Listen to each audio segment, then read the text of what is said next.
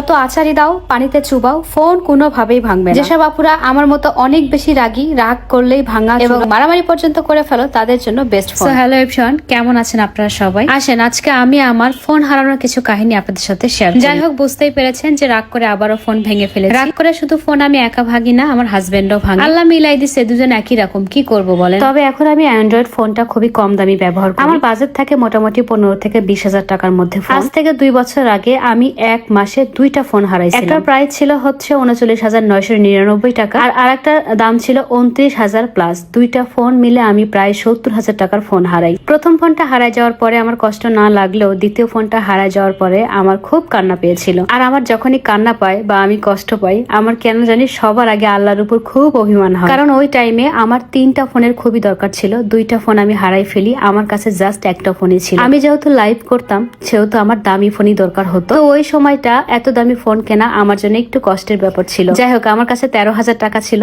বাকি টাকা আমি ধার করে আর একটা ফোন কিনেছিলাম অ্যান্ড্রয়েড। কার কার সাথে এই জিনিসগুলো হয় আমি জানি না, তবে আমার কাছে এই জিনিসটা খুব হয়। আমি ভালো কিছু পাওয়ার আগে অনেক কিছু একসঙ্গে হারিয়ে ফেলি, বলতে গেলে একদমই শূন্য হয়ে যাই। তো আমার 2টা ফোন একসঙ্গে হারিয়ে যাওয়ার পরে আমি নিজেকে এটা বলেই সান্ত্বনা দিচ্ছিলাম যে হয়তো সামনে আমার জন্য ভালো কিছু অপেক্ষা করছে। তো সেটাই হয়েছে। আসলে আল্লাহ কাউকে নিরাশ করে না। আপনি হয়তো বা মনে করেন যে আপনি অনেক ভালো, আল্লাহ শুধু আপনার সাথে আছে, মোটে এমন না। পৃথিবীর প্রত্যেকটা প্রাণী আল্লাহর কাছে খুবই প্রিয়। ভালো মন্দ উনি সবার সাথেই থাকে। যেমন দেখেন, এই যে আমি চাইলে প্রতিদিনই একটা করে ফোন কিনতে পারি, কিন্তু ওই টাইমটা একটা ফোন কেনা আমার জন্য অনেক কষ্টকর একটা ব্যাপার ছিল। যাই হোক, আমার হাজবেন্ড আমাকে ফোন কিনতে নিয়ে গিয়েছিল আমার জন্য, কিন্তু আমি 2টা ফোনই কিনেছি। আমি বলি যে ফোন কিনলে 2টাই কিনতে হবে, কারণ ওর হাতে যে ফোনটা আছে ওই ফোনের অবস্থাও ভালো না। যদিও ফোন দেখানোর ইচ্ছা আমার ছিল না, তারপরে দেখাই দিলাম। কারণ গাইস, কিছু চুন্নি আছে, নিজের কিছু নাই কিন্তু মানুষের জিনিস দেখে ওদের লাল পড়ে, চুরি করতে ইচ্ছে করে, নিজের করে নিতে ইচ্ছা করে। ফোনটা আমি ভিডিওতে দেখালাম, এখন টকে টকে থাকবে। রাবেয়া সুন্দরের এই ফোনটা আমি যেখানে পরে থাকতে দেখবো সেখান থেকেই চুরি করব। চুরি করলেও কোনো সমস্যা নাই গাইস, যে চুরি করবে তারে ভিক্ষা হিসেবে দিয়ে দিব। ফোন কেনার পরে মনটা খুবই খুশি ছিল। বাসায় আসার পরে জামাইকে স্যান্ডউইচ বানিয়ে খাওয়াইছি, যেহেতু আজকে ফার্স্ট টাইম বানাইছি গাইস। খুব একটা বেশি ভালো হয়নি খেতে, আস্তে আস্তে শিখতেছি। তবে এখানে রান্না বান্না খুব সুন্দর হয় আর খুব তাড়াতাড়ি হয়ে যায়। আমার অনেক আপু আমাকে বলেছেন যে আপু রান্না করেন, আপনার হাতের এখানে রান্না দেখতে চাই। আসলে এখানে রান্না করার চেয়ে ফ্রাই করাটা বেস্ট। আপাতত আমরা এখন বিভিন্ন রকমের বাদাম ভাজি, ডিম ভাজি এগুলোই করে খাচ্ছি। তবে এতটুকু বলতে পারি যে